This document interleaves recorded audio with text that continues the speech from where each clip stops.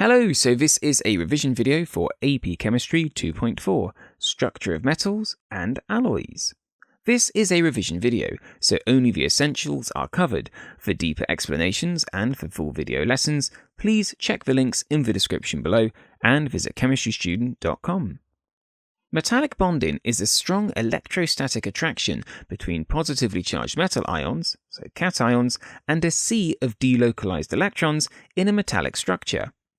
The outermost electrons in a metal atom have a weak attraction to the atom's nucleus, and this means they can become delocalized and shared between all of the atoms or ions in a metallic structure.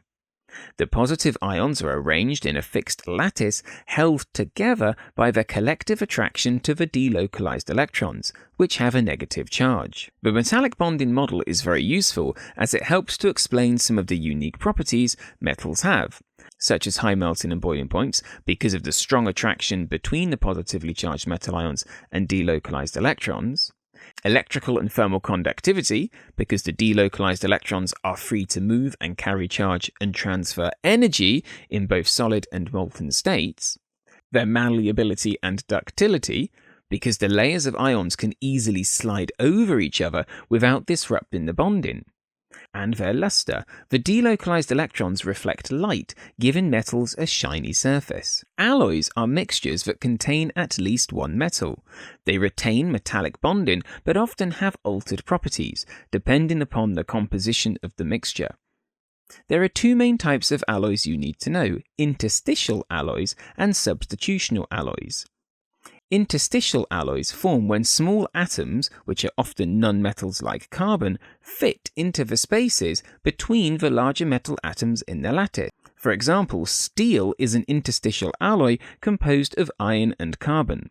The atoms added have significantly different radii to the metal ions in the lattice, and this means the layers of metal ions can no longer easily slide over each other, which makes the solid stronger and harder. Substitutional alloys contain atoms of a similar size, where one atom replaces another in the lattice. For example, brass is a substitutional alloy made of copper and zinc. As the copper and zinc ions in the lattice are of a similar size, the regular arrangement of ions in the lattice remains largely unchanged. The metallic structure remains uniform, and properties are an average of the components in it. Exam tip here: if you are asked to explain the structure of a metallic solid or alloy, make sure you refer to delocalized electrons and positively charged metal ions. For alloys, it's really important you also refer to the type of alloy that it is, interstitial or substitutional.